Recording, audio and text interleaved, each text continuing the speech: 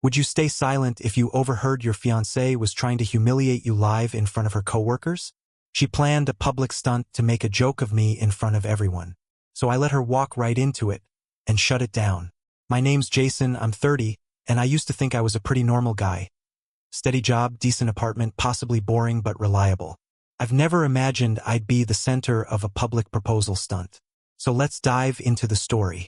I was only a few stools away when Marcus, loud, smug, and already half drunk, told the bartender he couldn't wait to see Kayla's ballsiest prank yet.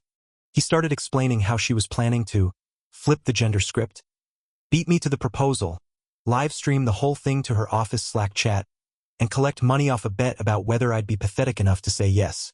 At first, I thought maybe Marcus was just spewing bullshit the way drunk coworkers do. But when I peeked over his shoulder and saw the actual Slack messages, real-time comments, and the goddamn spreadsheet tracking the money going into the bet, my blood went cold. Apparently, my girlfriend thought the funniest part would be that I'd be too weak to say no in public, especially with my supposed reputation for being overly polite. She had actual odds next to my name. 70% chance I'd say yes, 20% that I'd cry, and a humiliating 10% that I'd faint or puke. I didn't say a word to Marcus. I drained my beer, went home, and sat in the dark for 2 hours, wondering at what point the person I loved turned into someone who saw me as fucking content. Instead of confronting Kayla, I did something colder. I made myself disconnect. I shut off whatever emotional valve had been attached to our 3-year relationship and decided I'd let her walk right into her little act, with one small twist. If she were betting on me playing the fool, I would play smarter. I started collecting evidence. Screenshots, archived chat logs, anonymous tips from one of her coworkers who thought the whole thing was going too far. Then I called my sister Jenna, who has the subtlety of a chainsaw, and asked what she'd do.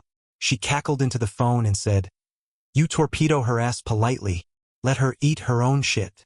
It was brutal, but yeah, that ended up becoming my strategy. Over the next week, I pretended everything was perfectly normal. I went on dates with Kayla like usual, listened while she dropped incredibly fake hints like, "Wouldn't it be funny if I proposed to you?" I smiled, nodded, and mentally marked down how many times she tried to fish for my reaction. Meanwhile, I checked her Slack betting pool every night like I was watching the stock market. More coworkers were joining in. The pot hit almost $700. She kept joking with her friends that I was so clueless it hurt, and I held back the urge to laugh every time she kissed me before work. I made a single crucial decision the day before the planned proposal. I wouldn't expose her. No big emotional fight. No dramatic confrontation. I wouldn't even let her know that I knew. If humiliation was her endgame, she could be the one drowning in it. My role was to hold the door open, smile, and hand her the grenade she'd already pulled the pin on. The morning of the proposal, she was buzzing like a kid on Christmas. She did her nails, booked a surprise dinner at a fancy rooftop restaurant, and kept smirking at her phone like she couldn't wait to shock me.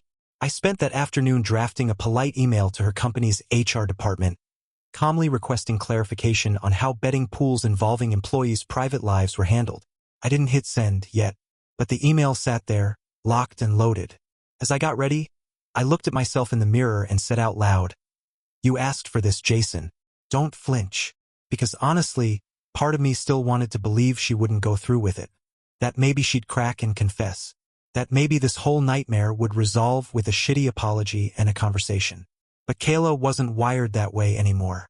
She was hungry for clout. She wanted the clip that would make her go viral. She wanted to be the girl who flipped expectations and turned her proposal into a cute TikTok series sponsored by some fucking diamond company.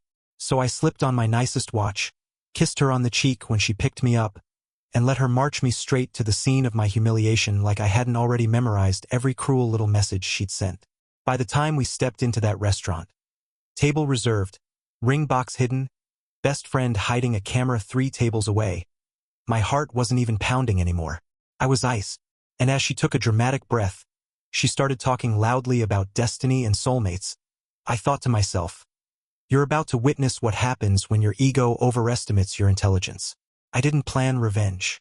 I just stopped protecting her from herself. When Kayla strutted into that rooftop restaurant, she carried herself like a director about to win an Oscar. She kept glancing at her phone, probably checking that her little live stream crew was ready to capture the perfect humiliation drop. I played along so hard. I deserved my own damn award. Let her think she was in control, that was half the fun. She waited until dessert. Right after the server brought out a ridiculous chocolate lava cake with forever piped on the plate in white icing. She dramatically pushed her chair back and dropped to one knee. Every head in the damn restaurant swiveled. People gasped, some clapped, and someone even whispered, "Aw." Like we were witnessing true romance instead of a TikTok nightmare wearing fake sincerity like cheap perfume. "Jason," she said, loudly, ring box open, eyes sparkling with fake pride. "Will you marry me and make me the happiest woman alive?" Across the room, her best friend held a phone hidden behind a menu, beaming the act straight to her office chat. I saw the little camera lens peeking out and thought, smile for the idiots back home. Kept my cool.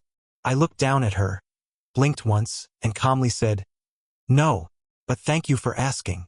The silence was deafening. Half the restaurant froze mid-chew. Someone actually dropped a fork. Kayla's grin collapsed like wet cardboard. That live stream must have gone from hearts and party emojis to pure chaos in seconds. Still kneeling, she tried to laugh it off. A squeaky, hysterical sound, and whispered through clenched teeth, "What the hell are you doing?" "I'm answering your question," I said, standing up and reaching for my wallet. "I appreciate the gesture. I'm just not interested." Kayla's face went flush red, shock melting into horror, then rage. I asked the waiter for the check, paid, tipped generously, and walked out before she could recover enough to spin this into anything. By the time I hit the sidewalk, I heard her shout my name behind me, then gasps and shouting from inside. I never turned around. My expression never changed. If she wanted a show, she got one. Just not the ending she fucking scripted. Outside, I leaned against the brick wall, pulled out my phone, and finally, hit send on my pre-written email to her company's HR department. Subject line, possible employee misconduct, betting pool involving private proposal. Attached, screenshots, dates, Slack transcripts, betting spreadsheet, Marcus's drunken brag clip. Then I hailed an Uber. While I rode home, I skimmed the live stream replay being reposted to the office chat. It was pure chaos. Somebody had screen recorded my rejection, slowed it down, added dramatic music, and was already remixing it into memes. Kayla hadn't shut the stream off fast enough. Her raw shock face was now a reaction sticker. A lot of coworkers were laughing. A few were terrified, probably realizing HR could drag them into this. Back at my apartment, I silenced her number, muted every social platform, and put my phone on Do Not Disturb. I didn't block her, not yet. I wanted the messages to pile up. The point wasn't to watch her spiral in real time. The point was to let it collect, then read it like a disaster novel with coffee the next morning. I cracked a beer, toasted no one in particular, and waited. Took less than 12 hours. At 6 a.m., I finally flipped off Do Not Disturb and watched the screen light up like a pinball machine. 50-some missed calls from Kayla. 24 texts that ranged from, "Please talk to me," to "You humiliated me," to, "I swear to God if you sent that to anyone I will ruin you." Mixed in were emojis I didn't even know she used, hearts, crying faces, broken rings. Then Jenna called. "Bro," she said in a deadpan voice. "She's losing her fucking mind on Twitter. You did it." Kayla had apparently gone online claiming I'd blindsided her, that men are so fragile, that her proposal was meant to be empowering and feminist. Unfortunately for her, at least 5 of her own coworkers started posting laughing replies, hinting it was all a bet. Someone leaked screenshots. The narrative flipped faster than a pancake on speed. Suddenly, she looked like the manipulative asshole gambling on humiliating her boyfriend for clout. Beautiful. Less than 6 hours after that, HR replied to my email. They were launching a formal investigation, and could I provide the original files? I sent everything. Meanwhile, Marcus stopped showing up in the Slack betting chat. People were panicking about getting dragged into disciplinary hearings. Kayla texted me a screenshot of a notice to appear email she'd received and wrote, "Jason, this is serious. Fix this now or we're both screwed." I didn't even respond. I forwarded that message to HR too because why not? By the time Kayla went full scorched earth on social media, I had already shifted into phase 2. I didn't block her. I didn't even deny that I still loved her, because pretending to be conflicted made everything easier. She thought she still had a shot, which meant she kept making mistakes. I texted her once. I need space. I'm still hurt, but I don't hate you. I just need time to think. She replied in under 2 minutes with a novel-length message full of fake apologies, excuses about office pressure, and the classic. It was supposed to be a funny story for us to tell our kids one day, right? Nothing says generational romance like betting on public rejection and live streaming it for office clout. I ignored most of her texts, but every few days I'd send something just vague enough to keep her hoping. That hope was important. As long as she thought I might take her back, she'd keep trying to manage appearances, and that gave me all the time I needed. First stop, her family. Kayla came from old money with a very traditional setup. Image mattered more than air. Her parents, the Hardwicks, looked like they were pulled from a country club catalog, and they'd spent years being politely suspicious of me for not being refined enough. I'd bitten my tongue at every weird dinner and passive-aggressive Christmas card, but now, I weaponized their standards. I printed out the Slack transcripts, the ones where Kayla bragged that she could spin this into a viral arc and write it to brand deals. I mailed a physical copy to their house. No return address. No comment. Just the words, "You should know how your daughter treats people she claims to love." 3 days later, Kayla called me in full panic mode. "My parents are blowing up my phone," she said, breathless. "Did you talk to them? Did you send them something?" I lied without blinking. "No, I haven't spoken to anyone." "Why?" Silence. Then, "They're pissed. Like nuclear. They said I embarrassed the family and called me a..." She stopped herself. "They cut me off, Jason. They froze my fucking account." I gave her the quiet sympathy she expected. "I'm so sorry," I said. "This is just a lot right now." Then I ended the call and nearly pulled a muscle trying not to laugh.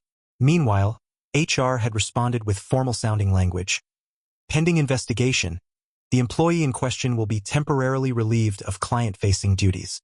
Translation: Kayla got suspended. And without her parents' money, she was stuck. Rent due, bills piling, and her side hustle sponsorships already drying up thanks to the whisper campaigns I'd nudged into motion. It didn't take much. Just a few polite anonymous emails to brand reps. "Hello? Are you aware your ambassador is under investigation for misconduct involving workplace gambling and public humiliation?" Boom. Pause in sponsorship. Pause equals an unpaid invoice. Equals missed rent. Equals stress. She tried to pivot into damage control. Posted some tearful Instagram story about mental health and social media boundaries. Comments were mixed. Some pity, lots of suspicion. Her own friends started going quiet. And still, I pretended to be torn. One evening, I invited her to coffee, my idea. She showed up looking like she hadn't slept in a week. Hair tied back with whatever rubber band she found on the floor. She started crying before she even ordered. "I made a mistake," she said. "I didn't think it would blow up like this. I thought we could laugh about it later.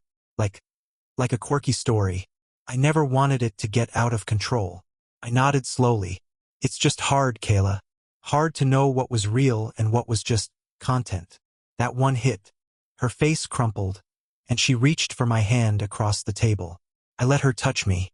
I even let her cry into my sleeve.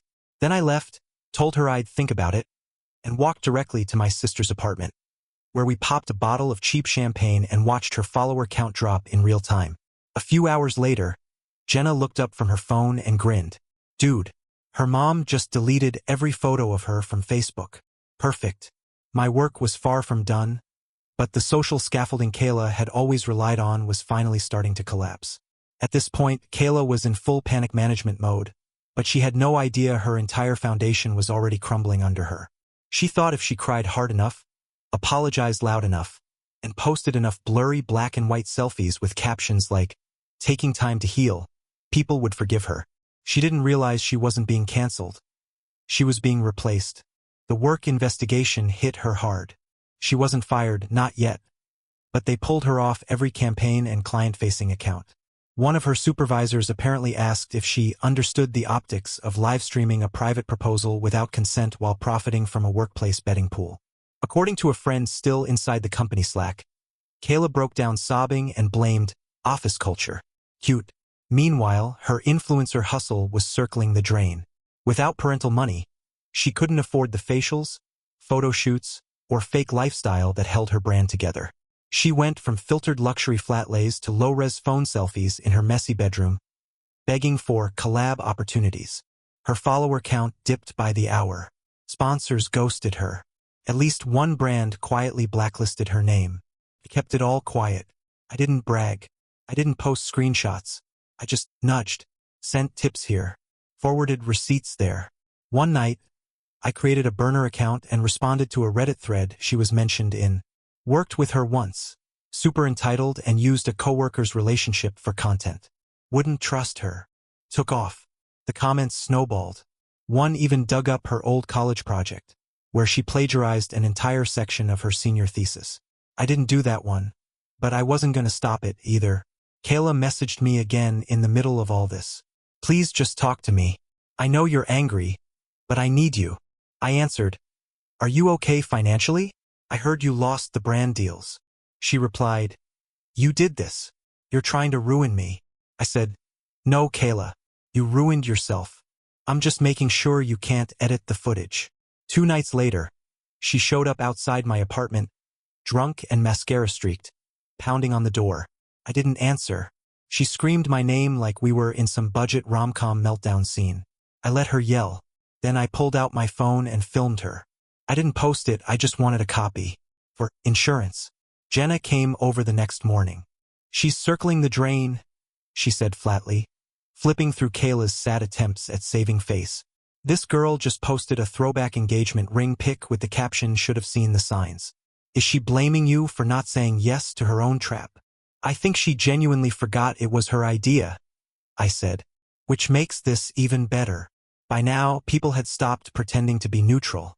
Former friends began soft-blocking her. A few went public, saying she manipulated situations for content, bullied coworkers into silence, and once tried to sabotage another woman's wedding hashtag just to steal attention. Her support system? Gone. Family? Still frozen. Workplace? Ice cold.